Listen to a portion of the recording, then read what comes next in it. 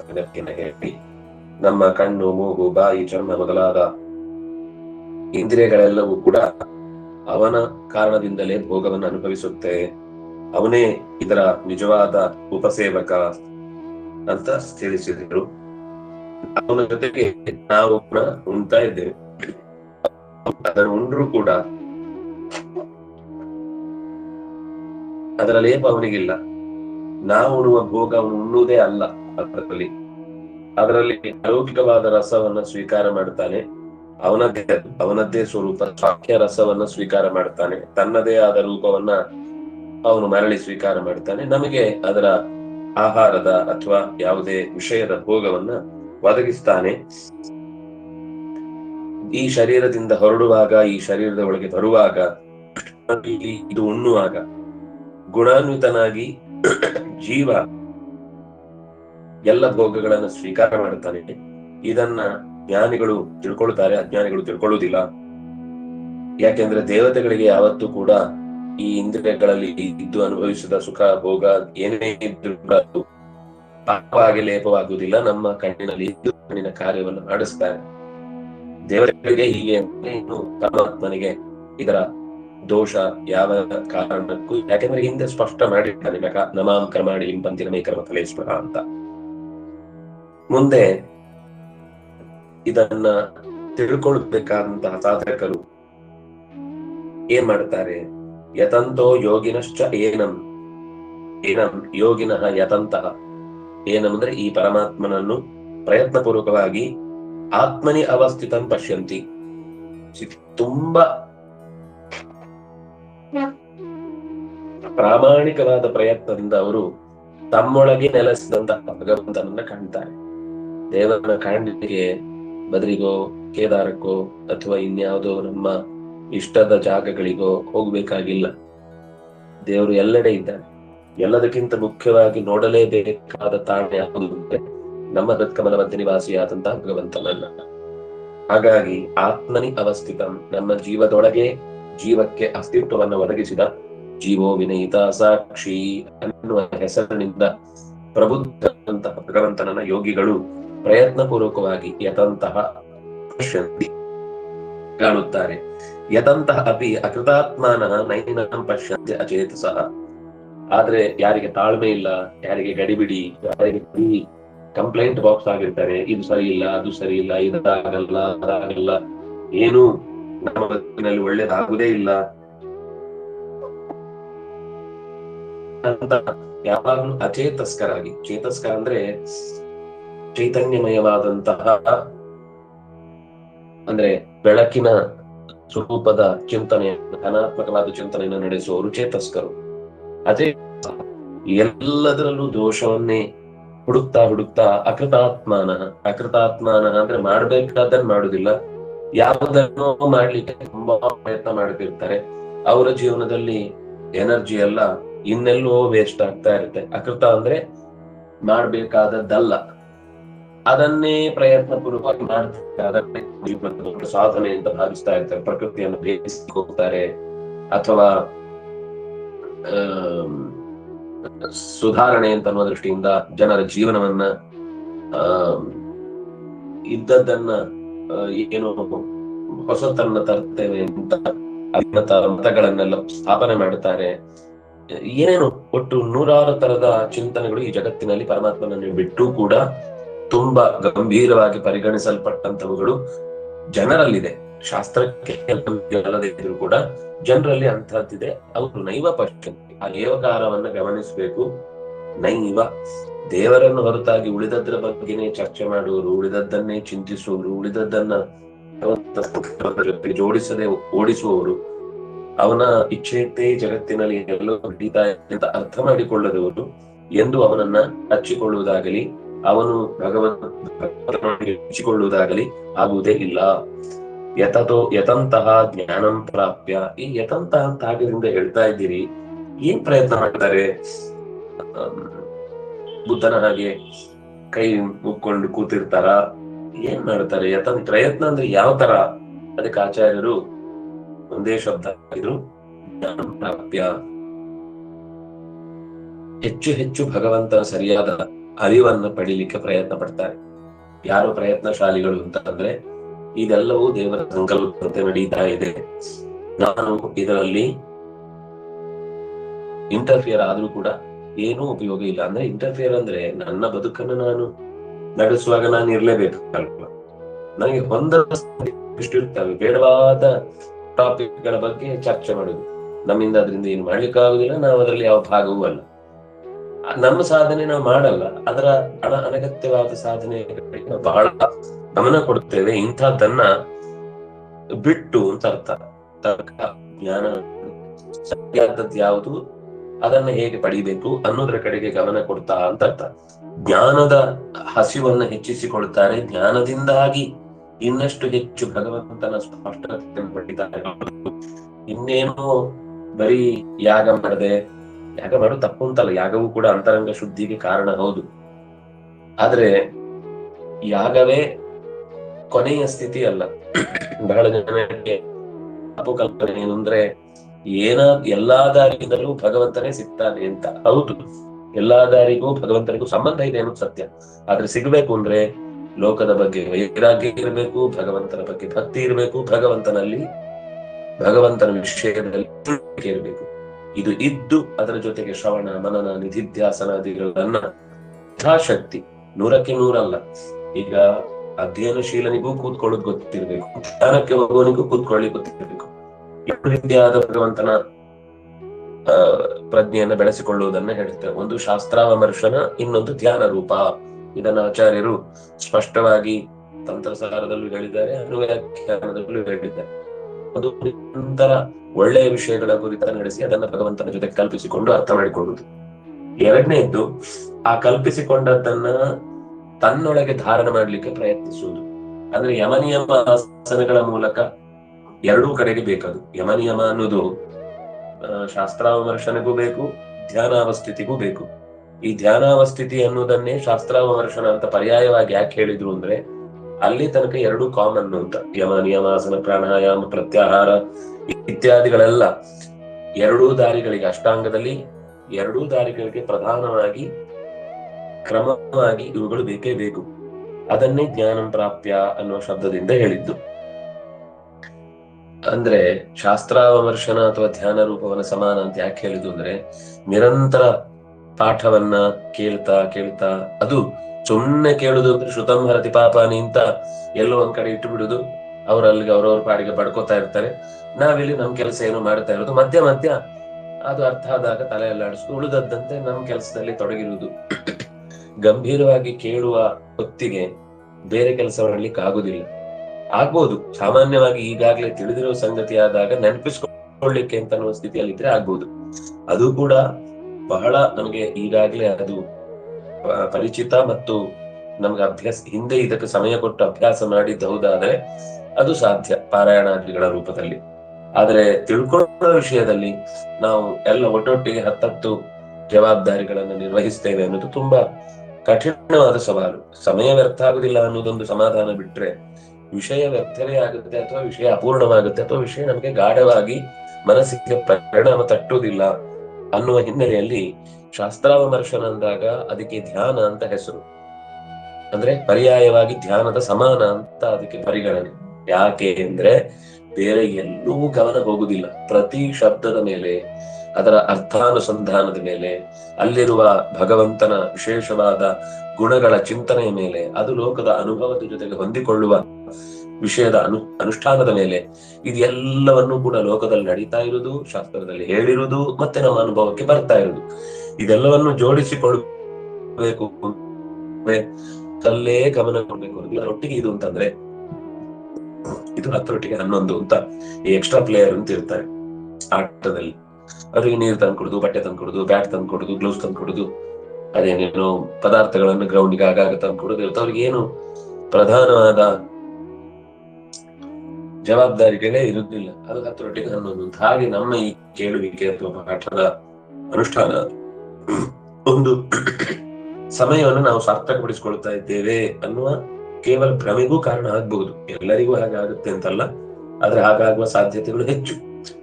ಆ ದೃಷ್ಟಿಯಿಂದ ಅಕೃತಾತ್ಮಾನಗಳು ಆಗಬಾರದು. ನೋಡಿ, ಅಲ್ಲಿ ಶಬ್ದ ಅಶುದ್ಧ ಬುದ್ಧಯ ಅಂತ.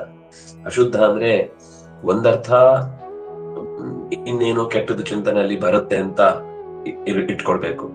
ಇನ್ನೊಂದು ಅಶುದ್ಧ ಅಂತಂದ್ರೆ ಕೆಟ್ಟದಲ್ಲ, ಆದ್ರೆ ಭಗವತ್ ಪರವಾದದ್ದಲ್ಲ, ಲೌಕಿಕವಾದದ್ದು. ಏನೋ ಒಳ್ಳೇದನ್ನೇ, ಯಾರಿಗೂ ಮಕ್ಕಳು ವ್ಯವಸ್ಥೆಯನ್ನು ಮಾಡಬೇಕು, ಯಾರಿಗೂ ಇನ್ನೇನೋ ಅಗತ್ಯವಾದ ಸಹಾಯ ಮಾಡಬೇಕು ಅಂತಾನೆ ಇರ್ಬೋದು.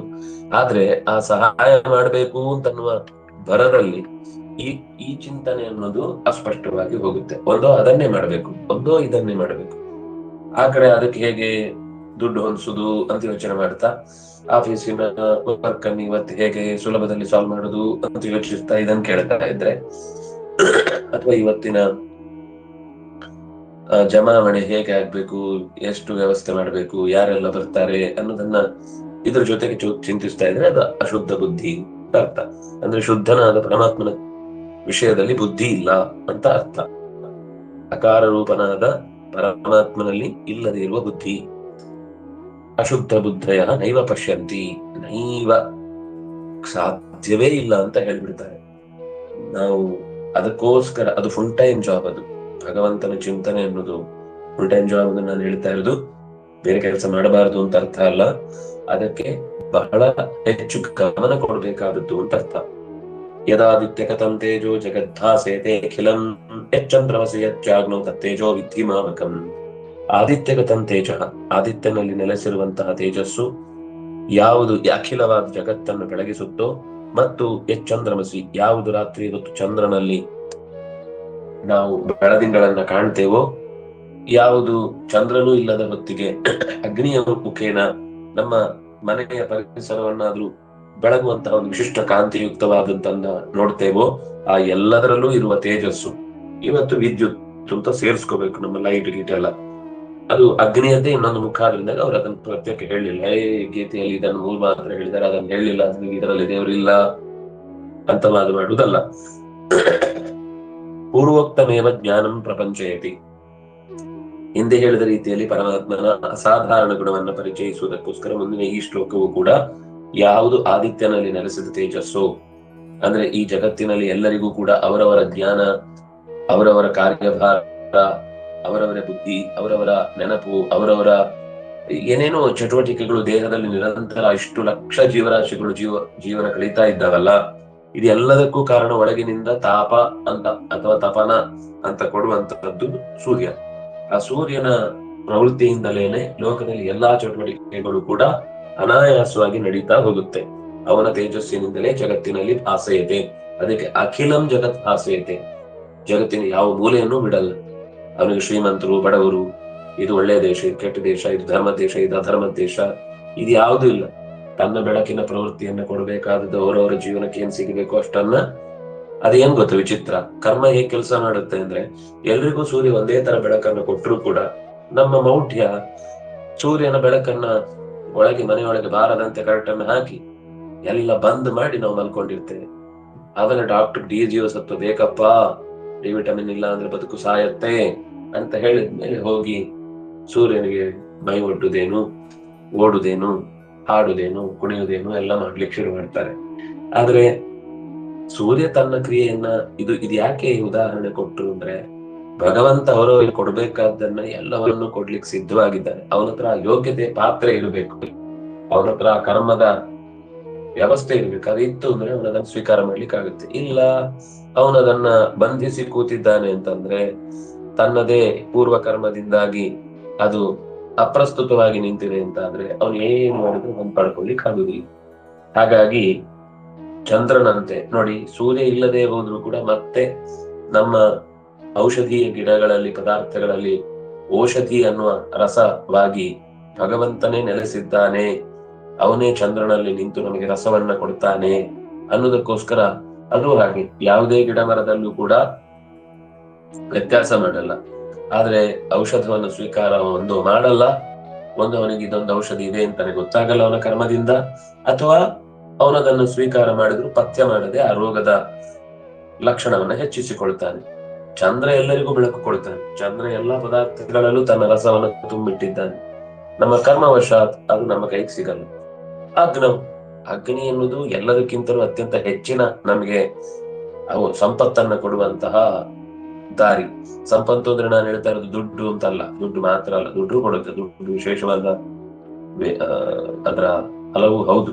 ಆದ್ರೆ ಅದಕ್ಕಿಂತ ಹೆಚ್ಚು ಆರೋಗ್ಯ ಸಂಪತ್ತು ಕೊಡುತ್ತೆ. ತೇಜಸ ಮಾಸಮನಜ್ಮಿ ಅಂತ ಅಗ್ನಿಯಲ್ಲಿ ದಿನ ಬೆಂಕಿಯ ಮುಂದೆ ಕೂತು ಕೆಲಸ ಮಾಡೋದು ಅಂದ್ರೆ ಅದು ಕೇವಲ ಅಗ್ನಿ ಕುಂಡದಲ್ಲಿ ಮಾತ್ರ ಅಲ್ಲ, ಒಲೆ ಮುಂದೆ ಕೂತು ಮಾಡುದು ಕೂಡ ಅದರ ಹಿಂದೆ ಇರುವಂತ ಉದ್ದೇಶ ಅಂತದ್ದು ಅದೊಂದು ಯಜ್ಞ ಅಂತಾನೆ ಅರ್ಥ. ಪಾಕಯಜ್ಞದ ಮೂಲಕ ಭಗವಂತನಿಗೆ ಕೊಡುವಂತದ್ದು. ಅದು ಯಾರು ಮಾಡಿದ್ರು ಸರಿ. ಅಡಿಗೆ ಮಾಡಿದ್ರೆ ಚಿಕ್ಕದು ಅಂತ ಗಂಡಸು ಭಾವಿಸಿದ್ರು ತಪ್ಪು, ಪೂಜೆ ಮಾಡಿದ್ರೆ ದೊಡ್ಡದು ಅಂತ ಅವನು ನನ್ನನ್ನ ಹೆಮ್ಮೆ ಅಂತ ಅಂದುಕೊಂಡ್ರು ಅವಂದೇ ಅಪರಾಧ. ಎರಡು ಕಡೆಯಿಂದಲೂ ಕೂಡ ಭಗವಂತನದ್ದೇ ಅಗ್ನಿಯ ಆರಾಧನೆ ಅದು. ಎಲ್ಲಿವರೆಗೆ ಅಂದ್ರೆ ಇದರಲ್ಲಿ ಅಗ್ನಿಯಲ್ಲಿ ಆರಾಧನೆ ಮಾಡಿದಂತಹ ವ್ಯಕ್ತಿ ಅಗ್ನಿಯಲ್ಲೇ ಭಗವಂತನನ್ನ ಕಾಣ್ತಾನೆ ಅಂತ ಅವನ ಉಪಾಸನೆಗೆ ಅಲ್ಲಿ ಅವನಿಗೆ ಎಚ್ಚರ ಇತ್ತು ಅಂದ್ರೆ ಅಲ್ಲೇ ಭಗವಂತ ಅವನಿಗೆ ದರ್ಶನ ಕೊಡ್ತಾನೆ ಅಂತ ಮಾತಿದೆ. ಅದು ಕುಂಡದಲ್ಲಿ ಅಂತ ಹೇಳಲಿಲ್ಲ, ಅಗ್ನಿಯಲ್ಲಿ ಅಂತ ಹೇಳಿದ್ದು. ಅವನು ಸ್ಮಶಾನದಲ್ಲಿದ್ದು ಸ್ಮಶಾನದ ಬೆಂಕಿಯಲ್ಲೇ ಕೆಲಸ ಮಾಡ್ತಾ ಇದ್ದಾನೆ ಅಂದ್ರೆ ಅವನಿಗೆ ಅಲ್ಲಿಯೇ ದೇವರು ಕಂಡ್ರು ಅಂದ್ರೆ ಅದು ಆಶ್ಚರ್ಯ ಏನಲ್ಲ, ಯಾಕಂದ್ರೆ ಸ್ವಕರ್ಮ ಅವನಿಗೆ, ಅದನ್ನು ಶ್ರದ್ಧೆಯಿಂದ ಮಾಡ್ತಿರ್ತಾನೆ. ಲೋಕದಲ್ಲಿ ಕೆಲವರಿಗೆ ಅದು ಅಧರ್ಮ ಆಗಿರ್ಬೋದು, ಆದ್ರೆ ಯಾರಿಗೆ ಅವರ ಜೀವನದಲ್ಲಿ ಅದೇ ಧರ್ಮ ಅಂತ ಅವರು ಭಾವಿಸೋದನ್ನ ಮುಂದುವರಿಸ್ತಾ ಇದ್ದಾರೆ ಅಂದ್ರೆ ಅವರಿಗೆ ಅದರಿಂದಲೇನೆ ಬಿಡುಗಡೆಯಾಗುತ್ತೆ ಅನ್ನೋದು ಮಹಾಭಾರತದಲ್ಲೂ ಪ್ರಸಂಗ ಬಂದಾಗ ಅದನ್ನ ಹೇಳಿದ್ದಾರೆ. ಹಾಗಾಗಿ ಅದೆಲ್ಲದರ ತೇಜಸ್ಸು, ಅಗ್ನಿಯ ತೇಜಸ್ಸು, ಚಂದ್ರನ ತೇಜಸ್ಸು ಮತ್ತು ಸೂರ್ಯನ ತೇಜಸ್ಸು, ಇದೆಲ್ಲವೂ ಕೂಡ ನನ್ನದೇ ಆಗಿದೆ. ಅದರ ಹಿಂದೆ ಇರುವಂತಹ ತಾಕತ್ತು ಮಾಮಕಂ. ನೋಡಿ ಎಷ್ಟು ಮಾಮಕಂ ಅಂತಂದ್ರೆ ನನ್ನದು ಅಂತ ಒಂದ್ ಅರ್ಥ ನಮ್ಗೆ ಅರ್ಥ ಆಯ್ತು. ಆದ್ರೆ ಅದಕ್ಕೆ ಕಂ ಶಬ್ದ ಹಾಕೋದ್ರ ಮೂಲಕ ಮಾಮಕಂ ಅಂತ ಹೇಳುವ ಮೂಲಕ ಅದು ನನ್ನ ಒಂದು ಸಣ್ಣ ಭಾಗ ಅಂತ. ಕ ಅಂದ್ರೆ ಕುತ್ಸಿತ, ಚಿಕ್ಕದು, ಅದು ಲೆಕ್ಕಕ್ಕೆ ಇಲ್ಲ. ಆ ಮೂರರ ತೇಜಸ್ಸಿನ ಒಟ್ಟೈಸುವಿಕೆಯನ್ನು ನಾವು ಗುಂಪು ಹಾಕಿದ್ರೆ 100 ಸಲ ಜಗತ್ತನ್ನ ಸುಟ್ಟು ಹಾಕ್ಬೋದು, ಅಷ್ಟು ಬೆಳಕಿದೆ. ಆದ್ರೆ ಅವನಿಗೆ ಅದು ಕಿಡಿಯೂ ಅಲ್ಲ, ಅವನ ಲೆಕ್ಕದಲ್ಲಿ ಅದೊಂದು ಸಣ್ಣ ಭಾಗವೂ ಅಲ್ಲ ಅನ್ನೋದನ್ನ ಹೇಳಲಿಕ್ಕೋಸ್ಕರ ಮಾಮಕಂ ಇತಿ ವಿಧಿ, ತಿಳ್ಕೋ, ಇದು ನನಗೆ ಅತ್ಯಂತ ಒಂದು ಸಣ್ಣದಾದ ವಸ್ತುವಾಗಿದೆ. ಹೀಗೆ 12ನೇ ಶ್ಲೋಕದಲ್ಲಿ ಪರಮಾತ್ಮನ ಬೆಳಕಿನ ಸಾಹಿತ್ಯದ ಪರಿಚಯವನ್ನು ಕೊಟ್ಟರು. ಅದರ ಹಿಂದೆ ಯೋಗಿಗಳು ಅವನನ್ನ ಕಾಣಬೇಕಾದ ಸ್ಥಳದ ಬಗ್ಗೆ ಎಚ್ಚರಿಕೆಯನ್ನು ಕೊಟ್ಟರು. ಭಗವಂತ ಇದನ್ನೆಲ್ಲವನ್ನು ಭೋಗಿಸ್ತಾ ಇದ್ದಾನೆ, ಆದ್ರೆ ಅವನು ಯಾವತ್ತು ಗುಣಗಳಿಗೆ ಬದ್ಧನಾಗುವುದಿಲ್ಲ ಅನ್ನೋದನ್ನ ಅದರ ಹಿಂದಿನ ಜ್ಞಾನ ಚಕ್ಷುಸ್ಸುಗಳ ವಿಶೇಷತೆಯನ್ನು ನಿರೂಪಣೆ ಮಾಡಿದ್ರು. ಮತ್ತು ಈ ಎಲ್ಲ ಇಂದ್ರಿಯಗಳಲ್ಲಿ ಇದ್ದು ಪ್ರಧಾನವಾಗಿ ಭೋಗಿಸುವವನೇ, ನಾವು ಅವನು ಭೋಗಿಸಿ ಉಂಡ ನೈವೇದ್ಯವನ್ನು ಉಂಡು ನಾವೇ ಎಲ್ಲ ಮಾಡ್ತಾ ಇದ್ದೇವೆ ಅಂತ ಭಾವಿಸ್ತೇವೆ ಅನ್ನುವ ಇಷ್ಟು ಅಂಶವನ್ನ ನಾವು ನೋಡಿದ್ವಿ. ಮುಂದೆ ಗಾಂ ಆವಿಶ್ಯಚ ಭೂತಾನಿ ಧಾರಯಾಮ್ಯಹಮೋಜಸ ಪುಷ್ಣಾಮಿ ಚೌಷಧಿ ಸರ್ವಾ ಸೋಮೋ ಭೂತ್ವಾ ರಸಾತ್ಮಕಃ. ಗಾಂ ಆವಿಶ್ಯ, ಗಾಂ ಅಂದ್ರೆ ಭೂಮಿಯನ್ನು, ಭೂಮಿಯನ್ನ ಹೊಂದಿ, ಭೂಮಿಯನ್ನ ಹೊಂದುವುದು ಅಂದ್ರೆ ಅವನು ಇಲ್ಲಿ ಹುಟ್ಟಿ ಬರುವುದು ಅಂತ ಅರ್ಥ. ಎಲ್ಲ ಜೀವರಾಶಿಗಳು ಹುಟ್ಟಿ ಬಂದು ಏನು ತಮ್ಮ ಜೀವನ ನಡೆಸ್ತಾ ಇದ್ದಾರೆ ಅದೆಲ್ಲವನ್ನು ನಾನು ಹೊತ್ತು ನಿಂತಿದ್ದೇನೆ. ಅಹಂ ಓಜಸಾ ಧಾರಯಾಮಿ, ಎಲ್ಲ ಜೀವರಾಶಿಗಳನ್ನು ಭೂಮಿಯಲ್ಲಿ ನಾನೇ ಒಂದು ರೂಪದಿಂದ ನೆಲೆಸಿ ಜೀವರಾಶಿಗಳಲ್ಲಿ ಇದ್ದು ಅವುಗಳ ಧಾರಣೆಯನ್ನು ಮಾಡಿದ್ದೇನೆ. ಪುಷ್ಣಾಮಿ, ಅಷ್ಟೇ ಅಲ್ಲ, ಅವುಗಳಿಗೆ ಶರೀರದಲ್ಲಿ ಬೇಕಿರುವಂತಹ ಆಹಾರ ದ್ರವ್ಯಗಳಿಗೆ ಪುಷ್ಟಿಕಾರಕವಾದ ಶಕ್ತಿಯನ್ನು ತುಂಬುವವನು ನಾನೇ. ಅದು ಶರೀರದಲ್ಲಿ ಹೋಗುವಂತೆ ಮಾಡುವುದು ನಾನೇ. ಆ ಶರೀರಕ್ಕೆ ಹೋದ ಮೇಲೆ ಅದನ್ನ ಮುಂದುವರೆದು ಅದು ದೇಹಕ್ಕೆ ಸಿಗುವಂತೆ ಮಾಡುವುದು ನಾನೇ. ಆಮೇಲೆ ಅದು ಬೇಡವಾದದ್ದು ಯಾವುದು, ಬೇಕಾದ್ಯಾವುದು, ದೇಹದಲ್ಲಿ ಉಳಿಬೇಕಾದ್ಯಾವುದು ಅಂತ ಡಿಸೈಡ್ ಮಾಡಿ ಅವನನ್ನು 100 ಕಾಲ, ನಾನು ಎಷ್ಟು ಕಾಲ ಕರ್ಮದಲ್ಲಿ ಬದುಕಬೇಕು ಅಂತಿದೆಯೋ ಅಷ್ಟು ಕಾಲ ಬದುಕಿಸುವವನು ನಾನೇ ಅಂತ. ಪುಷ್ಣಾಮಿಚ ಔಷಧಿ ಸರ್ವಾಹ, ಔಷಧೀಹಿ, ಔಷಧೀಹಿ ಅಂದ್ರೆ ನಮ್ಮ ದೇಹದ ಟೆಂಪರೇಚರ್ ಉಳಿಲಿಕ್ಕೆ ಬೇಕಿರುವಂತಹ ಎಲ್ಲಾ ರೀತಿಯ ದವಸ ಧಾನ್ಯಗಳು ಮತ್ತು ಔಷಧೀಯ ಸಾಮಗ್ರಿಗಳು. ನಿಜವಾಗಿ ನಮ್ಗೆ ಔಷಧಿ ಅಂದ್ರೆ ಬೇರೆ ಅಲ್ಲ, ಶಾಸ್ತ್ರದ ಪ್ರಕಾರ ಔಷಧಿ ಅಂದ್ರೆ ಔಷಧಿಗಳೇ. ಔಷಧಿಗಳು ಅಂತಂದ್ರೆ ಯಾವುದು ಹೆತ್ತು ಸಾಯುತ್ತೋ ಅಂತವುಗಳು. ಹೆತ್ತು ಸಾಯುವಂತದ್ದು ಅಂದ್ರೆ ಭತ್ತ, ರಾಗಿ, ಜೋಳ, ಗೋಧಿ, ನವಣೆ, ಸಜ್ಜೆ ಇತ್ಯಾದಿ ಎಲ್ಲ ನಾವು ನಿತ್ಯದಲ್ಲಿ ಬಳಸುವಂತಹ ಬೇಳೆ ಕಾಳು ದಿನಸಿ ಪದಾರ್ಥಗಳು ಏನೇನು ನಮ್ಮ ಆಹಾರದಲ್ಲಿ ಬಳಸ್ಕೊಳ್ತೇವೆ ಅದೇ ನಮ್ಮ ನಿಜವಾದ ಆಹಾರದ ಗುಟ್ಟು. ಔಷಧವೂ ಅದೇ, ಆಹಾರವೂ ಅದೇ. ಪ್ರತ್ಯೇಕವಾಗಿ ಮತ್ತೆ ಡಬ್ಬಿಗಟ್ಲೆ ಮಾತ್ರ ತಿನ್ಲಿಕ್ಕಿರುವಂತದ್ದೆಲ್ಲ ನಮ್ಮ ಕಲ್ಪನೆಯೇ ಅಲ್ಲ, ಅದು ಭಾರತೀಯ ಚಿಂತನೆಯೇ ಅಲ್ಲ. ಅದು ತೀರಾ ಅನಿವಾರ್ಯವಾದಾಗ ಆಮೇಲೆ ಅದನ್ನ ಗುಟ್ಟಿಕ ಆಹಾರದ ರೂಪದಲ್ಲಿ ಅದನ್ನು ಬಳಸ್ಲಿಕ್ಕೆ ಬೇರೆ ಒಂದು ದಾರಿಯನ್ನ ಹೇಳಿದ್ರು. ಅದು ಊಟದಲ್ಲೇ ಅದರ ಜೊತೆಗೆ ಒಂದು ಕಲಸಿ ತಿನ್ಲಿಕ್ಕಿರುವಂತದ್ದು. ಈಗ ಅದು ಪ್ರತ್ಯೇಕವಾದ ಒಂದು ವಿಭಾಗ ಆಗಿ ಕೂತಿದೆ, ವ್ಯಾಪಾರದ ಸೊತ್ತಾಗಿ ಬದಲಾಗಿದೆ. ಆದ್ರೆ ಅನ್ನ, ನೀರು, ಔಷಧ, ಶಿಕ್ಷಣ ಇದು ಯಾವತ್ತೂ ಕೂಡ ವ್ಯವಹಾರ ಮಾಡುವ ವಸ್ತು ಅಲ್ಲ ಅಂತ ಶಾಸ್ತ್ರ. ಇದು ಯಾವತ್ತೂ ಕೂಡ ದುಡಿಮೆಯ ಸೊತ್ತಾಗಬಾರದು. ಇದು ಜೀವನ ಅತ್ಯಂತ ಮಿನಿಮಮ್ ಅಗತ್ಯ ವಸ್ತುಗಳನ್ನ ಪೂರೈಸಬೇಕಾದದ್ದು, ಮನುಷ್ಯ ಕೋಟಿಗೆ ಎಲ್ಲಾ ಕಡೆಯಲ್ಲೂ ಸುಲಭವಾಗಿ ಸಿಗಬೇಕಾದದ್ದು ಅಂತ ಮುಖ್ಯವಾಗಿ ಹೇಳುವಂತಹದ್ದು. ಹಾಗೆ ಈ ಔಷಧದ ವಸ್ತುಗಳಲ್ಲಿ ಅಂತಹ ಗುಣ ತುಂಬುವುದು ಚಂದ್ರ. ಸೋಮೋ ಭೂತ್ವ ರಸಾತ್ಮಕ, ರಸ ಸ್ವರೂಪನಾಗಿ, ರಸೋ ವೈ ಸಹ, ಎಲ್ಲದರ ರಸ, ಎಸೆನ್ಸ್, ಎಲ್ಲದರ ಸಾರ, ಎಲ್ಲದರ ಶುದ್ಧವಾದ ಅಸ್ತಿತ್ವ ಅದು ಅವನಿಂದಲೇನೆ. ಅಂತ ಅಸ್ತಿತ್ವವನ್ನ ಸೋಮನಲ್ಲಿ ನಿಂತು ಎಲ್ಲಾ ಜೀವಿಗಳಿಗೆ ಔಷಧದ ಮೂಲಕ, ಔಷಧಿಗಳ ಮೂಲಕ ತಲುಪಿಸ್ತೇನೆ. ನಾನು ಪುಷ್ಣಾಮಿ, ಪುಷ್ಟಿಗೊಳಿಸ್ತೇನೆ, ಅವರನ್ನು ಪುಷ್ ಮಾಡ್ತೇನೆ.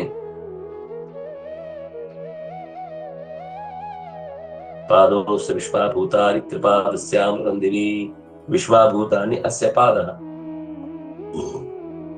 ಇಡೀ ವಿಶ್ವದ ಅಷ್ಟು ಜೀವರಾಶಿಗಳು ಕೂಡ ಭಗವಂತನ ಒಂದು ಕಾಲು ಭಾಗ ಅಂತ ನಮ್ಗೆ ಅರ್ಥ ಆಗಿ ಕೇಳಿದ್ದಷ್ಟೇ. ಎಲ್ಲ ವಸ್ತುಗಳ ಒಳಗೆ ಸೇರಿಕೊಂಡು ಜಗತ್ತನ್ನ ನಿಯಂತ್ರಿಸ್ತಾ ಇದ್ದಾನೆ. ಅಹಂ ವೈಶ್ವಾನರೋ ಭೂತ್ವ ಪ್ರಾಣಿನಾಂ ದೇಹಮಾಶ್ರಿತ ಪ್ರಾಣಾಪಾನ ಸಮಾಯುಕ್ತ ಪಚಾಮ್ಯನ್ನಂ ಚತುರ್ವಿಧಂ. ನಾನು, ಅದು ಆಚಾರ್ಯರು, ಗೋವಿಂದಾಚಾರ್ಯರು ಒಂದು ವಿಶಿಷ್ಟ ರೀತಿಯಲ್ಲಿ ಇದನ್ನ ವಿಭಾಗ ಮಾಡಿದ್ರು. ಅಹಂ ವೈ, ನಾನೇ, ವೈ ಅಂದ್ರೆ ಒತ್ತು ಕೊಡುದು. ಅಹಂ ವೈ ಶ್ವಾ, ನಾಯಿಯಾಗಿ, ನರಹ, ನರನಾಗಿ, ಎಲ್ಲರಲ್ಲೂ ಕೂಡ, ಅಂದ್ರೆ ಪ್ರಾಣಿಯಲ್ಲಿ, ಮನುಷ್ಯರಲ್ಲಿ, ಎಲ್ಲರಲ್ಲೂ ಕೂಡ, ಎಲ್ಲಾ ಪ್ರಾಣಿಗಳ ಶರೀರದಲ್ಲೂ ಕೂಡ ನಾನು ತುಂಬಿದ್ದೇನೆ. ಆಯಾ ವಸ್ತು, ಅದು ಒಂದು ಉದಾಹರಣೆ. ಪ್ರಾಣಿಯಲ್ಲಿ ಪ್ರಾಣಿಯಾಗಿ, ಮನುಷ್ಯರಲ್ಲಿ ಮನುಷ್ಯನಾಗಿ ತುಂಬಿದ್ದೇನೆ ಅಂತ ಒಂದು ಅಭಿಪ್ರಾಯ. ಅಂದ್ರೆ ಈ ಶ್ಲೋಕಕ್ಕೆ ಕಂಟಿನ್ಯೂಟಿ ಬಂದಾಗ ಬೇರೆ ಒಂದು ಮುಖ್ಯವಾದ ಅರ್ಥವನ್ನು ಇಲ್ಲಿ ಕೃಷ್ಣ ಹೇಳಿದ್ದು. ವೈಶ್ವಾನರ ಅಂತಂದ್ರೆ ವಿಶ್ವ ನರರಲ್ಲಿ ಸಂಬಂಧಿಸಿದಂತಹ ಅದ್ಭುತವಾದ ಒಂದು ಜೀವಧಾರಕ ಶಕ್ತಿ ವೈಶ್ವಾನರ ಅಂತ ಅನ್ನೋದು. ಅಂದ್ರೆ ಜೀವವನ್ನು ಬದುಕಿಸ್ಲಿಕ್ಕೆ, ತಿಂದದ್ದನ್ನು ಜೀರ್ಣಿಸ್ಲಿಕ್ಕೆ, ದಕ್ಕಿಸ್ಲಿಕ್ಕೆ, ಅದು ಬಹಳ ಕಾಲ ದೇಹದಲ್ಲಿ ರಕ್ಷಿತವಾಗಿ ಉಳಿಲಿಕ್ಕೆ ಈ ರೂಪ ಬಹಳ ಮುಖ್ಯ. ಮಧ್ಯೆ ವಾಮನಮಾಸೀನಂ ವಿಶ್ವೇ ದೇವ ಉಪಾಸುತೆ. ಎಲ್ಲ ವಿಶ್ವದ ದೇವತೆಗಳು, ವಿಶ್ವದ ಎಲ್ಲ ಜೀವರಾಶಿಗಳು ಯಾರನ್ನು ಉಪಾಸನೆ ಮಾಡ್ತಾರೋ ಅವನಿಗೆ ವೈಶ್ವಾನರೋ ಅತಿಥಿ ಬ್ರಾಹ್ಮಣೋ ಗೃಹಾನ್. ಒಬ್ಬ ಅತಿಥಿ ಮನೆಗೆ ಬರ್ತಾನೆ ಅಂದ್ರೆ ಅವನಲ್ಲಿ ವೈಶ್ವಾನರ ಬರ್ತಾನೆ ಅಂತ ಅರ್ಥ. ವೈಶ್ವಾನರ ಅನ್ನೋದು ಭಗವಂತನ ಅಗ್ನಿಯ ಉಪಾಸನೆಗೆ ಸಂಬಂಧಪಟ್ಟ ರೂಪ. ಅದು ಒಲೆಯಲ್ಲೂ ಇದೆ, ಕುಂಡದಲ್ಲೂ ಇದೆ. ಎಲ್ಲಿ ಬೆಂಕಿ ಕಂಡ್ರೂ ಕೂಡ ಅದು ಕಾಳ್ಗಿಚ್ಚಿನಲ್ಲೂ ಕೂಡ ವೈಶ್ವಾನರನೇ ಇರುವುದು. ಅದರ ಸರಿಯಾದ ಮರ್ಮವನ್ನ ತಿಳಿದದ್ದು ಹೌದಾದ್ರೆ ನಮ್ಮ ಹೊಟ್ಟೆಯಲ್ಲೇ ಇದೆ, ಇನ್ನೆಲ್ಲೂ ಬೇರೆ ಕಡೆ ಹುಡುಕ್ಬೇಕಾಗಿಲ್ಲ. ಇಲ್ಲ ನಮ್ಮ ಮನೆಯಲ್ಲಿ ಅಡಿಗೆಯ ವ್ಯವಸ್ಥೆ ಇಲ್ಲ, ನಾವೆಲ್ಲ ತರಿಸಿ ತಿನ್ನುದು, ಏನೋ ಧರಿಯಿಂದ ಹೇಳ್ತಾ ಇಲ್ಲ ಅದನ್ನ. ಆದ್ರೆ ಆ ಪರಿಸ್ಥಿತಿಯಲ್ಲಿ ನಮಗೆ ಉಪಾಸನೆ ತಪ್ಪಿ ಹೋಯ್ತಲ್ವಾ ಅಂದ್ರೆ ತಪ್ಪಲ್ಲ, ನಮ್ಮ ಮನಸ್ಸು ತಪ್ಪಿದ್ರೆ ಮಾತ್ರ ಅದು ತಪ್ಪಿ ಹೋಗುದು. ನಾವು ತುತ್ತು ಅನ್ನ ಇಡುವಾಗ್ಲೂ ಆ ಹೊಟ್ಟೆಯಲ್ಲಿರುವಂತಹ ವಿಶ್ವಾನರ ಅಗ್ನಿಗೆ ಇದು ಆಹುತಿ ಅಂತ ಶ್ರದ್ಧೆಯಿಂದ ಪ್ರತಿ ದಿವಸವೂ ತಪ್ಪದಂತೆ ಪ್ರಾಣಾಪಾನ ಸಮರಾಗಿ ಒಳಗಿನಿಂದ ಸ್ವೀಕಾರ ಮಾಡುವುದು. ಹೊಟ್ಟೆಗೆ ಹೋಗ್ಬೇಕಲ್ವ, ಗಂಟ್ಲಿಗೆ ಹೋಗ್ಬಾರ್ದು, ನೆತ್ತಿಗೆ ಹತ್ತಬಾರದು. ಆ ರೀತಿ ಪ್ರಾಣಾಪಾನರು ಕೆಲಸ ಮಾಡ್ತಿರ್ತಾರೆ. ಅವರ ಮೂಲಕ ಈ ಆಹಾರ ಅನ್ನೋದು ವೈಶ್ವಾನರ ಅಗ್ನಿಗೆ ಬಿಡ್ತಾ ಇದೆ ಅಂತ ಅವನು ಚಿಂತಿಸಿ 4 ವಿಧವಾದ ಅನ್ನವನ್ನ ಭಗವಂತನಿಗೆ ಒಪ್ಪಿಸ್ತಾ ಇದ್ದಾನೆ ಅಂತಂದ್ರೆ ಅವನ ಉಪಾಸನೆಯಲ್ಲಿ ಒಂದು ಹಂತಕ್ಕೆ ಮುಂದೆ ತಿದ್ದಿಕೊಳ್ಳಿಕ್ಕೆ, ಅಂದ್ರೆ ಇಲ್ಲಿಂದ ನೆಕ್ಸ್ಟ್ ಸ್ಟೆಪ್ ಅಂದ್ರೆ ಇಲ್ಲ, ಇನ್ನು ಮುಂದೆ ಆಹಾರವನ್ನ ಸಿದ್ಧಪಡಿಸುವುದೇ ಬಹಳ ಉತ್ತಮ, ನಮ್ದಾಗಿರುತ್ತೆ. ಯಾಕೆಂದ್ರೆ ಬೇರೆಯವರನ್ನ ಎಷ್ಟು ಅಂತ ನಂಬುದು, ಬೇರೆಯವರನ್ನ ಎಷ್ಟು ಅಂತ ಶುದ್ಧ ಪದಾರ್ಥಗಳನ್ನ ಕೊಡಿ ಅಂತ ಕೇಳುದು. ವ್ಯಾಪಾರ ಅಂತ ಶುರುವಾದ್ಮೇಲೆ ಅದರ ಶುದ್ಧತೆ ಅನ್ನೋದು ಯಾಕೆ ಹಿಂದೆ ಆಹಾರವನ್ನಾಗ್ಲಿ, ಔಷಧವನ್ನಾಗ್ಲಿ, ವಿದ್ಯೆಯನ್ನಾಗ್ಲಿ ವ್ಯಾಪಾರ ಮಾಡ್ತಿರ್ಲಿಲ್ಲ ಅಂದ್ರೆ ಅದರ ಅಶುದ್ಧಿಗೆ ಕಾರಣವಾಗುತ್ತೆ ಅಂತ. ಯಾಕೆಂದ್ರೆ ಸಂಪತ್ತು ವ್ಯವಹಾರ ಅಂತ ಬಂದ ತಕ್ಷಣವೇ ಅದರ ಲಾಭದ ಕಡೆಗೆ ಗಮನ ಹೋದಾಗ ವಸ್ತುವಿನ ಕ್ವಾಲಿಟಿ ಅನ್ನೋದು ತನ್ನಿಂದ ತಾನೇ ಕಮ್ಮಿ ಆಗತ್ತೆ. ಇನ್ನು 100ರಲ್ಲಿ ಇಬ್ರು ಅಪವಾದ ಎಲ್ಲದಕ್ಕೂ ಇದೆ. ಚೆನ್ನಾಗಿ ಅಡಿಗೆ ಮಾಡುವವರು ಸಿಗ್ಬೋದು, ಚೆನ್ನಾಗಿ ಪದಾರ್ಥ ಕೊಡುವವರು ಸಿಗ್ಬೋದು, ಚೆನ್ನಾಗಿ ಶಿಕ್ಷಣ ನೀಡುವವರು ಸಿಗ್ಬೋದು. ಆದ್ರೆ ಉಳಿದ 90% ಜನರನ್ನ ಏನ್ ಮಾಡುದು? ಯಾವ ರೀತಿ ಅವರನ್ನ ಶುದ್ಧವಾಗಿಸುವುದು? ಹಾಗಾಗಿ ಹಿಂದೆ ಅನ್ನ, ನೀರು, ಔಷಧ, ಶಿಕ್ಷಣ, ಆಹಾರ ಇದು ಯಾವುದನ್ನು ಕೂಡ ವ್ಯವಹಾರದ ರೀತಿಯಲ್ಲಿ ಮಾರಾಟ ಮಾಡ್ಲಿಕ್ಕಿಲ್ಲ. ಅವರಾಗಿ ಪ್ರೀತಿಯಿಂದ ತೆಂಗಿನಕಾಯಿ ಕೊಟ್ರು, ಅಡಿಗೆ ಏನೋ ಪದಾರ್ಥ ಕೊಟ್ರು, ಅದನ್ನ ತಗೊಳ್ಬೋದು. ಅದ್ರ ಲೆಕ್ಕ ಹಿಡಿಲಿಕ್ಕಿರ್ಲಿಲ್ಲ. ಇದಕ್ಕೆ ಇಷ್ಟು ಬೆಲೆ ಆಗುತ್ತೆ, ನೀನ್ 3 ತೆಂಗಿನಕಾಯಿ ಕೊಟ್ಟಿ, ನಾನು 10 ತೆಂಗಿನಕಾಯಿ ಅಷ್ಟು ನಿಮ್ಗೆ ಬೆಳೆ ಕೊಟ್ಟಿದ್ದೆ ಅಂದ್ರೆ ಬೆಳೆ ಅಲ್ಲ. ಅಲ್ಲಿ ಬಾಟ ಸಿಸ್ಟಮ್ ಆದಾಗ ಆ ವ್ಯವಸ್ಥೆ ಅದಕ್ಕೊಂದು ಬೆಲೆ ಇರ್ತಿತ್ತು, ಅದಕ್ಕೊಂದು ಆಧಾರ ಇರ್ತಿತ್ತು, ಅದು ಇಲ್ಲದೆ ಮಾಡ್ತಿರ್ಲಿಲ್ಲ. ಆದ್ರೆ ಈ ಶಿಕ್ಷಣ ವ್ಯವಸ್ಥೆಯಲ್ಲಿ ಹೇಳಿದ್ದು ಔಷಧಕ್ಕಾಗುವಾಗ ಈಗಲೂ ಶಿವಮೊಗ್ಗದಲ್ಲಿ ಒಬ್ರು ಯಾರು ಶಾಸ್ತ್ರಿಗಳಿದ್ದಾರೆ, ಅವರದ್ದು ಮನೆಯಲ್ಲಿ 1000 ಜನ ಯಾವಾಗ್ಲೂ ಇರ್ತಾರೆ. ಅವ್ರು ಕ್ಯಾನ್ಸರಿಗೆ ಮದ್ದು ಕೊಡುವ ಸಂದರ್ಭದಲ್ಲಿ ಒಂದೇ ಒಂದು ದಿವಸ ಅವ್ರು ಯಾರ ಹತ್ರನು ದುಡ್ಡು ತಗೊಂಡಿಲ್ಲ, ಅಥವಾ ಈ ಫಸ್ಟ್ ಹೋದ ತಕ್ಷಣ ನಿಮ್ಮನ್ನ ಭೇಟಿ ಆಗಿದ್ದಕ್ಕೆ ಒಂದು ಫೀಸು ಅಂತ ಹೇಳುವ 50,000ನೋ 2,000ನೋ 5,000 ಅವ್ರಲ್ಲಿ ಎಲ್ಲೋ MD ಗೆ ಪೀಕ್ ಇರ್ತಾರಲ್ಲ, ಅದನ್ನ ಇಲ್ಲಿ ಕೊಡ್ಬೇಕು ಅಂತ ಹಠ ಮಾಡ್ತಾರೆ. ಅವ್ರು ಯಾವತ್ತೂ ಕೂಡ ಕನ್ಸಲ್ಟೇಷನ್ ಫೀಸ್ ಅಂತ ಇಲ್ಲವೇ ಇಲ್ಲ. ಅದರ ಜೊತೆಗೆ ಎಲ್ಲ ಮುಗಿದ ಮೇಲೆ ಡಬ್ಬಿ ಇಟ್ಟಿರ್ತಾರೆ, ನಿಮ್ಗೆ ಆದ್ರೆ 10 ರೂಪಾಯಿ ಹಾಕಿ ಹೋಗಿ. ಕೆಲವರ ಹತ್ರ 10 ರೂಪಾಯಿ ಇಲ್ಲದೆ ಇರುವಂತಹ ಸ್ಥಿತಿ ಇರುತ್ತೆ ಕಾಡಿನ ಜನಗಳು.